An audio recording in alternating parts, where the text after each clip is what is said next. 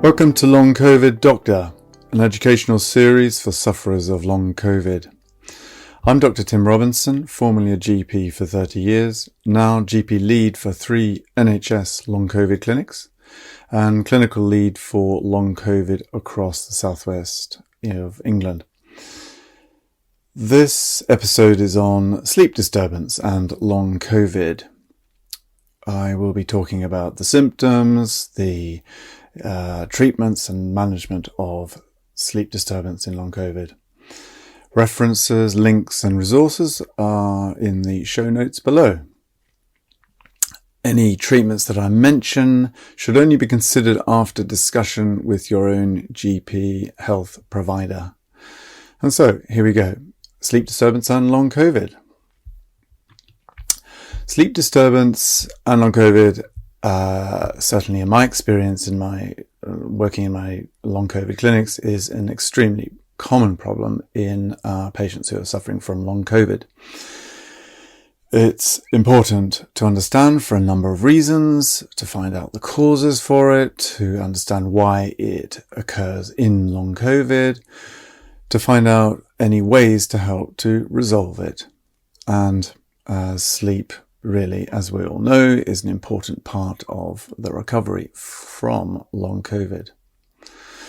So first of all, what is normal sleep? What is deemed as normal sleep? Sleep is the state of reduced mental and physical activity in which there's sort of consciousness is altered, but you're not unconscious. Motor activity, the sort of movement of limbs, etc., is altered. Voluntary activity is turned off, but involuntary activity, so the heart rate, the breathing, etc., is left on.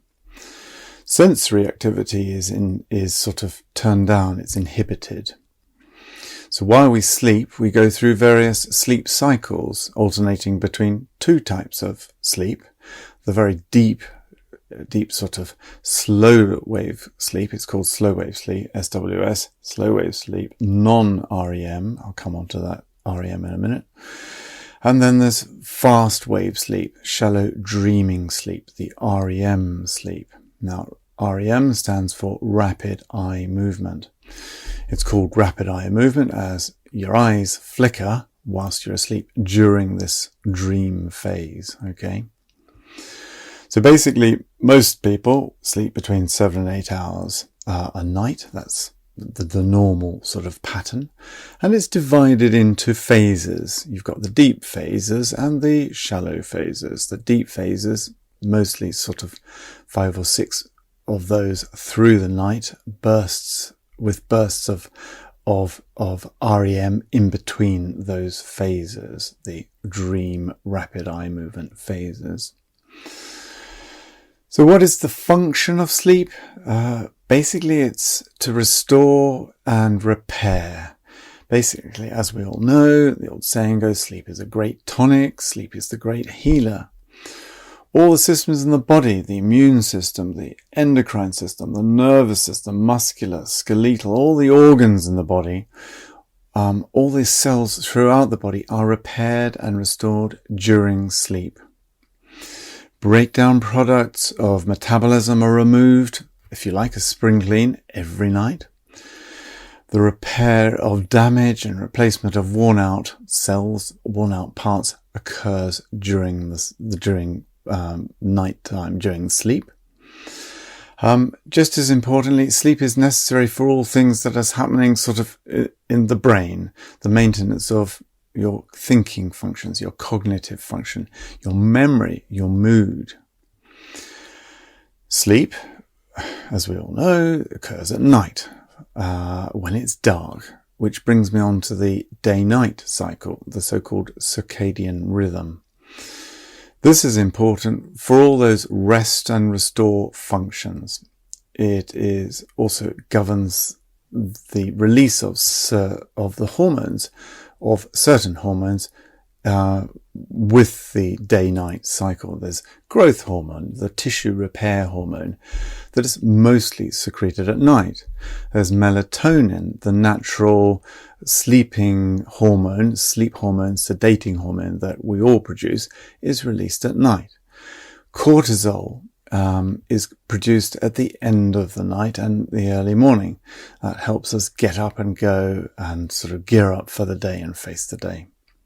So a day-night cycle, release of hormones, is really important for all these reasons.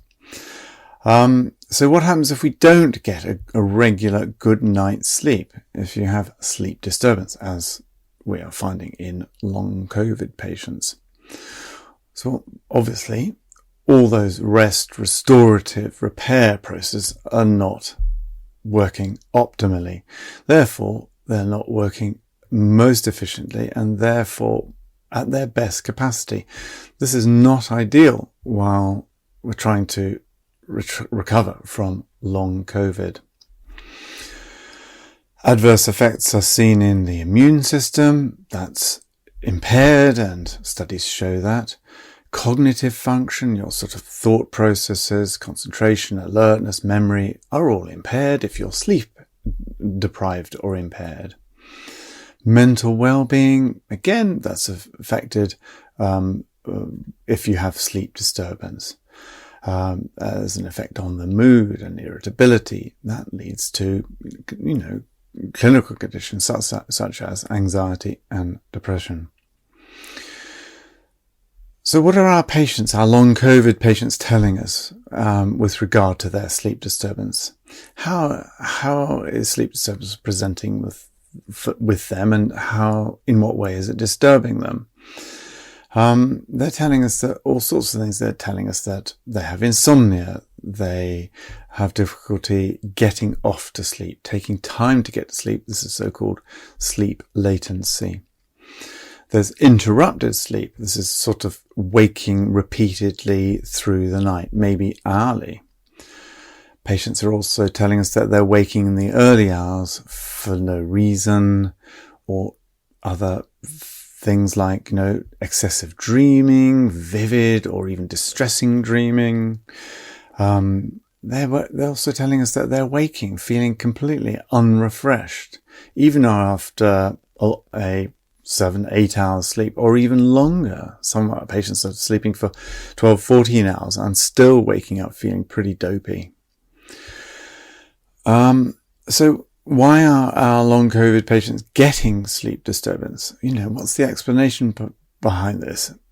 Particularly, patients are asking this who previously, prior to COVID, have had normal restful sleep every hour, every night, 7-8 hours. But now, since having COVID, they've got sleep disturbance.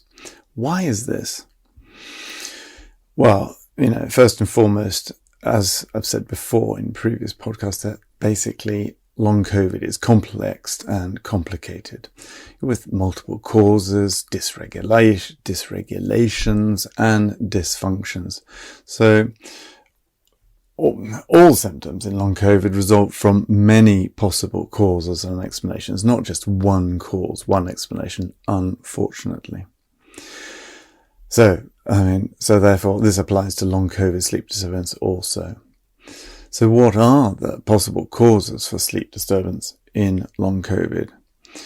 So on the simplest level, patients who are unwell are not getting tired physically or mentally because they're unwell, they've been less active than usual. Hence, they've burnt up less energy, got less tired, and less in need of sleep as a consequence. Maybe our long COVID patients have given into a long daytime nap, understandably. And so therefore, if they've had a long nap in the daytime, they won't be so tired at bedtime. Therefore, they can't get to sleep. Then they get into a sort of, if you like, chaotic sleep routine, and even a sort of reversed sleep pattern, awake all night and asleep all day.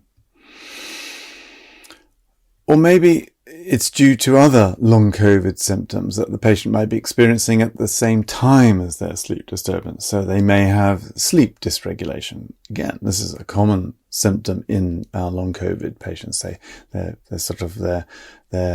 got sort of dysregulation of their temperature control. They either feel hot and sweaty and flushing at night, or chilly, cold, or alternating.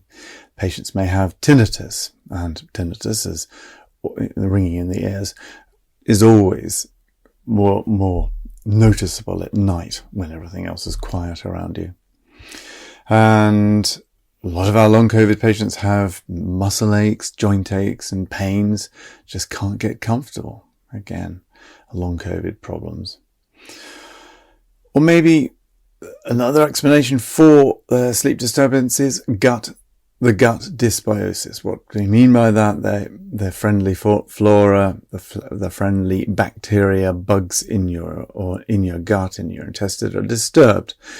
We see this, and this is well documented and studied in long COVID patients. As a consequence of this, the gut flora is not ideal. It's what we call dysbiosis, and so therefore the normal functions of the gut flora are not as good as they could be. So one of the functions is secretion of neurotransmitters, such as serotonin, the happy hormone. 90% of that is produced in the intestinal cells. GABA, the calm hormone, is also produced in the large bowel. Both are reduced, and this may contribute to a tendency for anxiety and depression, which in themselves have sleep disturbance associated with them. So gut dysbiosis in long COVID can be a contributing factor to sleep disturbance. And finally, and I think most interestingly, the long COVID effects on the brain overall, the central nervous system. We know that long COVID disrupts the balance of the sympathetic and the parasympathetic nervous systems. The patients are stuck in the fight or flight mode, adrenaline charged. We know that the HPA axis, the hypothalamo-pituitary adrenal axis, is disturbed, and so the cortisol release from the adrenal glands is disrupted. We know that the levels of cortisol are reduced. We see this, interestingly enough, in ME/CFS as well. The neural pathways between the hypothalamus and the pineal gland are probably disturbed as well. Remember, that's the pineal gland is where the melatonin comes from. Our body's own natural sleeping pill is produced and secreted from. Long COVID can mess up that process and that nerve pathway, and so you don't have your own natural melatonin being produced. There's the disruption of the limbic system, part of the autonomic nervous system for emotional processing and memory foundation, and hence as a consequence of this, there's anxiety and memory dysfunction, and that contributes to brain fog. All these things. And then finally, we know that long COVID interrupts the various nuclei, that's collection of nerve cells in the brainstem, the dorsal brainstem that look after and deal with nausea and pain and sickness behavior response and sleep function, are all going to be disturbed in long COVID. So there are multiple reasons for these processes to be occurring. And again, I've talked in previous podcasts about the sort of what we call pathophysiology, the causes behind long COVID in general. But these can all apply throughout the body, and particularly in the brain. The excessive inflammation, the sort of blood microthrombi, the inflammation of the blood vessels, the the myelin loss of the nerve cells, how the nerve cells are affected, all this, I could go on forever and ever. All this contributes to sleep disturbance. And finally, I don't think we shouldn't go unnoted that one of the other consequences of long COVID is the effect on the person overall, not just sort of the person who's not getting better, the effects on the patient who has had their COVID for a long time, and the effects that, therefore, the knock-on effects on their family, their relationships, their friendships. They can't work, the financial effects, a life robbed, hopes and dreams smashed. All totally understandable worries and stresses and fears may lead to sort of anxiety and depression, which, of course, like I've said before, all contribute to sleep disturbance. So that's a very long answer to the question, what are the possible causes for sleep disturbance in long COVID? The short answer is there are tons of reasons for sleep disturbance in long COVID. This leads on, therefore, if we've got this problem, how are we going to help with sleep disturbance in our long COVID patients? So, firstly, we need to rule out other causes for non-long COVID causes for sleep disturbance. So, just to make sure, simple things really, make sure the patient isn't taking too much caffeine, coffee, tea, energy drinks. Alcohol can disturb your sleep. Some medication can disturb your sleep, steroids, for example. Make sure that the patient's not got sleep disturbance because of joint pains, because of arthritis, or night sweats because of menopausal night sweats, or reflux, heartburn, and sort of nighttime cough due to acid coming up from the stomach, or sleep apnea. Make sure that people aren't having those periods of sleep, periods of absences in their breathing whilst they're asleep. Restless leg syndrome, heart failure. These are all sort of, like I've said, non-long COVID causes for sleep disturbance, and they all need to be thought about and excluded and addressed in order to help with sleep disturbance, and then see what we're left with to see whether the sleep disturbance persists and therefore can be attributed to the long COVID. Having ruled out all those causes, what advice would we be giving for long COVID sleep disturbance? Well, first and foremost, let's think about the non-pharmacological approaches. We've got to think about sleep hygiene, and I'm sure that everyone sort of thought about and sort of tried to optimize their sleep hygiene naturally anyway. But, obviously, environment, the bedroom needs to be quiet and warmish. The bed needs to be comfortable. Noise. Well, if there's noise in the house or else outside, etc., there's always earplugs. Dark. Like I've talked about, the sort of day-night cycle, it's important to have a dark environment to be sleeping in. So lined curtains, or wear eye visors, why not? To maximize the secretion of your own natural melatonin from your pineal gland. There's a lot mentioned about sort of no mobile phone or tablet screen viewing sort of the hour before going to sleep. Why?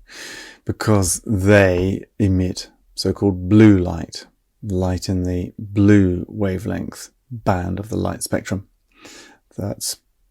And again, I know this because I've looked it up, it's 400 nanometers, that part of the electromagnetic spectrum. That inhibits melatonin release, our own natural melatonin release. And a study's shown that, blue light is more stimulating. It sort of brings about the arousal response rather than red light, which in the 70 nanometer bandwidth is sedating. So, no tablets and phones an hour before going to bed. Very important. Structured bedtime. I think this is really important, as sort of the bedtime routine. You really should be going to bed at the same time every night. Be strict, be disciplined, preferably after a relaxing bath or a mug of hot chocolate. Settle down to a nice tame read, a Jane Austen, not a Stephen King novel. You need, as well as a sort of structured bedtime, you need a structured get-up time in the morning. This is also important to have a routine, to avoid oversleeping in the daytime. That basically means that you won't be sleepy when you get to nighttime if you've overslept in the morning and had a lazy lie-in.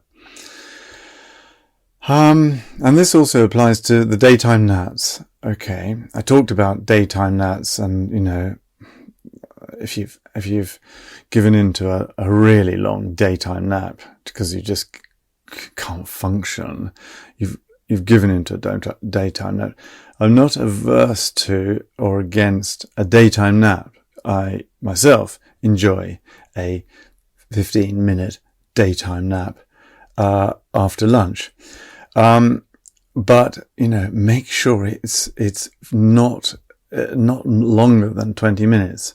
And the reason for this is that at 30 minutes, you descend into the level 3 sleep. You remember at the start, I talked about the different stages and phases of sleep. Okay. And I talked about the deep sleep, the slow wave sleep. If you wake from this, and studies demonstrate this very clearly, if you wake from deep sleep, you feel rubbish, groggy, spaced out, and often disorientated. This is known as, it's got its own label, it's called sleep inertia. Okay.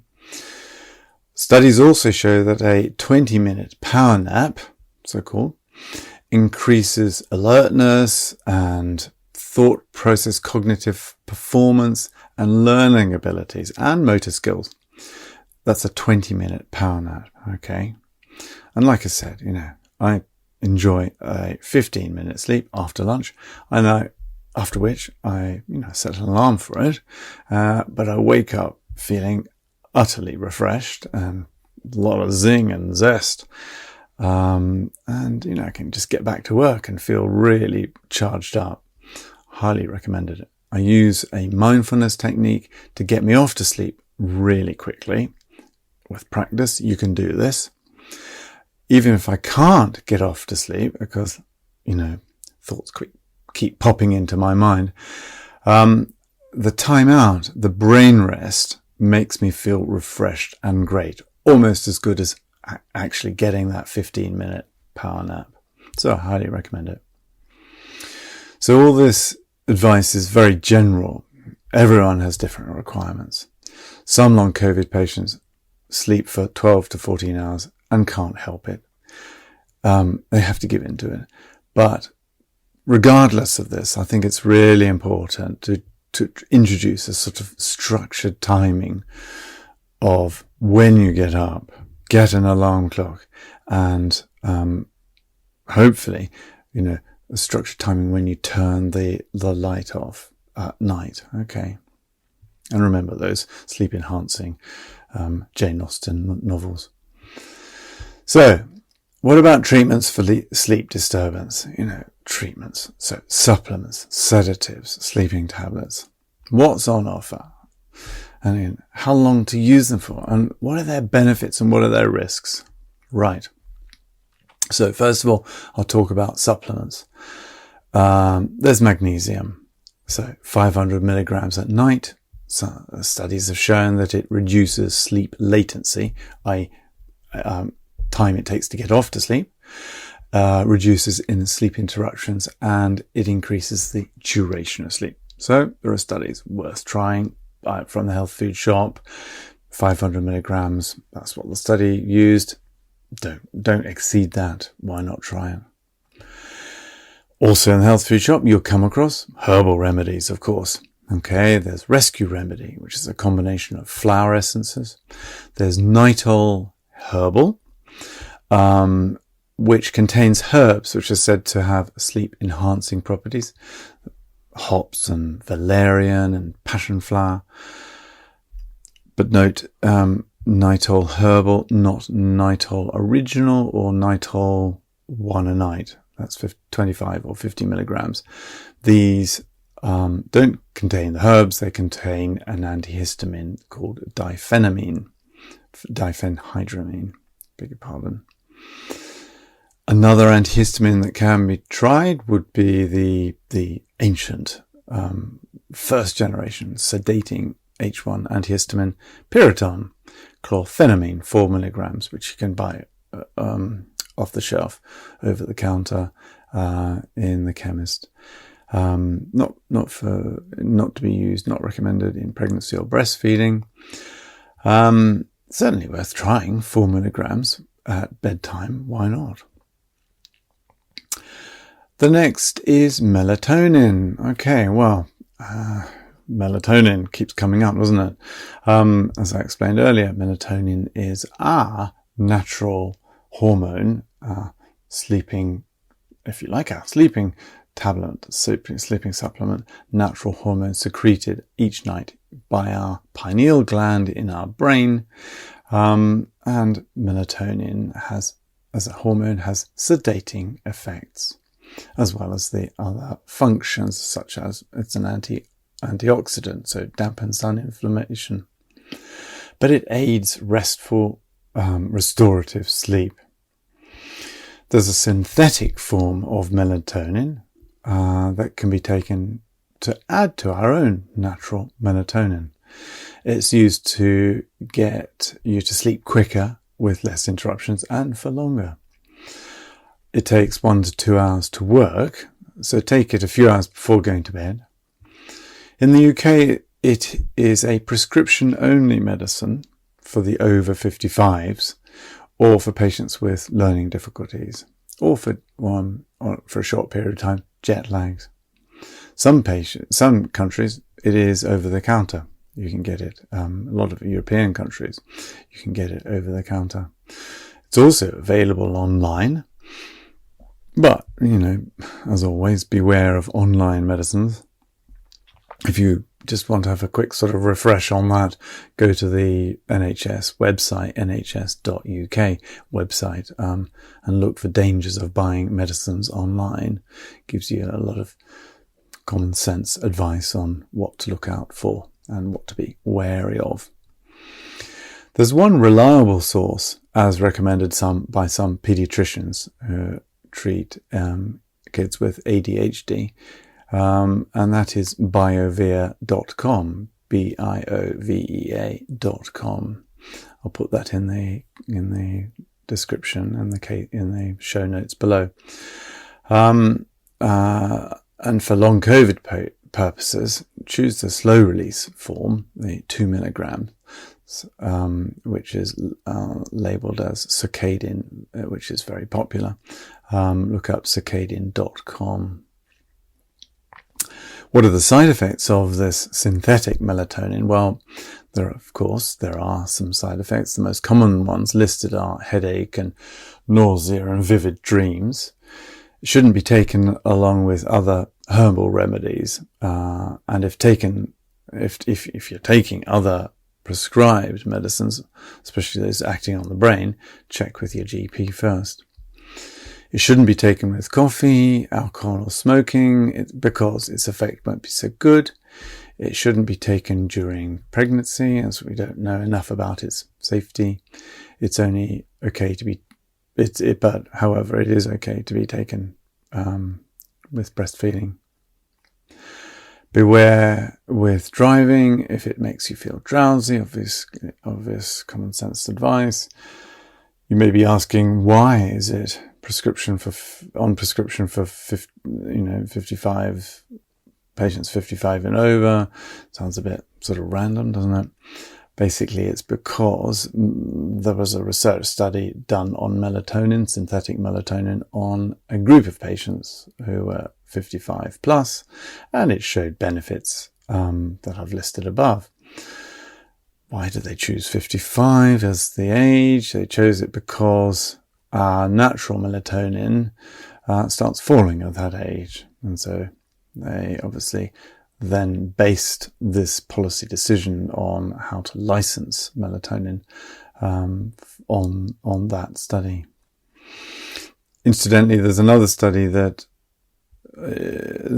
demonstrates both efficacy and safety of melatonin, done on patients between 20 and 80, given melatonin, and they were reviewed at 6 months and 12 months after starting the study, and they indeed found that it was effective and safe. So, like I've said, if you want to know more, go to the website circadian.com, as I mentioned above, where there's some excellent resources on melatonin, synthetic melatonin and circadian. So those are sort of, first of all, those are some prescription medications for sleep disturbance. Other prescriptions is obviously issued by a doctor. Benzodiazepine group of drugs. So the common one was diazepam, but this can lead to dependence, and its effect wears off after you've used it for a period of time. And so then to get the same effect, you have to give higher doses, and then you become addicted to it. We want to avoid that at all costs. Other sleeping tablets that are prescribed are non-benzodiazepines, the so-called Z drugs, zopiclone, zolpidem. These are less dependency, lead to less dependency. And they can be used in the short term for mild to moderate insomnia. That's what they're licensed for. So the question is, if you are prescribed sleeping tablets, how long for? Short duration is the answer. Only a few selected nights per week. What are the benefits? Well, for peace of mind, really, that, peace of mind that you've got something there if you should need it and you become desperate. So, for example, a night for an exam or the driving test, or if you've had a bad run of nights, to reset a disturbed reverse sleep pattern. What are the risks? Well, as I've said before, you can get addicted to them and then dependent on them. They can clash with other medicines. They can lead to non-restorative sleep. And they can have side effects on hangover and dry mouth and vivid dreams. There's dangers with driving and operating machinery. Another approach is to use an antidepressant. Obviously, if a patient has depression and reactive due to circumstances or endogenous depression, as diagnosed by the GP, but also in absence of diagnosis of depression, an ancient antidepressant is used, a tricyclic antidepressant called amitriptyline is used for its sleep-enhancing properties, not its antidepressant properties. It's not addictive. It's also commonly used outside of this, for migraine prevention and for chronic pain syndromes. So, as I say, it's tried and tested. It's been around for years. It is prescribed for other things, but it has sleep-enhancing properties, and so I think it's very reasonable, and I used to prescribe it in place of Z drugs in general practice. So that concludes, if you like, again, quite a long section on the treatments for long COVID sleep disturbance, both the over-the-counter herbal, the supplements, but also the prescription-only medicines. I think it's also important to touch on, other things to consider to help with long COVID sleep disturbance. I think we shouldn't forget the sort of more holistic, whole person approaches and strategies that I've talked about before in other podcasts, just as important as the overall management of long COVID. So we've got to think about, and incorporate all these other strategies. So dietary strategies and how to tackle anxiety, and so diet, for example, we've got to think about that mixed, balanced, that Mediterranean diet that provides all those minerals and vitamins and those polyphenols, the spectrum of vegetables and fruit that also contain prebiotic fiber for our microbiota. There's the healthy, friendly bacteria. Oily fish, omega-3 for immune support, vitamin D. All this is so important to consider as part of the whole long COVID package, if you like. So important. I've touched on, the effects on the person and their sort of, if you like, their mental, their mood and mental well-being, etc., and being stuck in the flight and fright, the sympathetic adrenaline, dynamo brain, effects or that long COVID can have on any of us, and the benefits of thinking about sort of other strategies such as the sort of the mind-body techniques, so mindfulness and yoga and Tai Chi, just to help incorporate and focus breath control and coordination and sort of ways to allay stress and reduce anxiety, etc. All these things, again, like I said, all part and parcel of the whole package for helping with long COVID. So there we are. That's it. That concludes my talk on sleep disturbance with long COVID. I hope you found it helpful. As I mentioned at the start, any treatments that I mention in this series and in this and in this talk on sleep disturbance and long COVID should only be considered after discussion with your own GP health provider. So, in the meantime, my very best wishes for your long COVID recovery. Cheerio.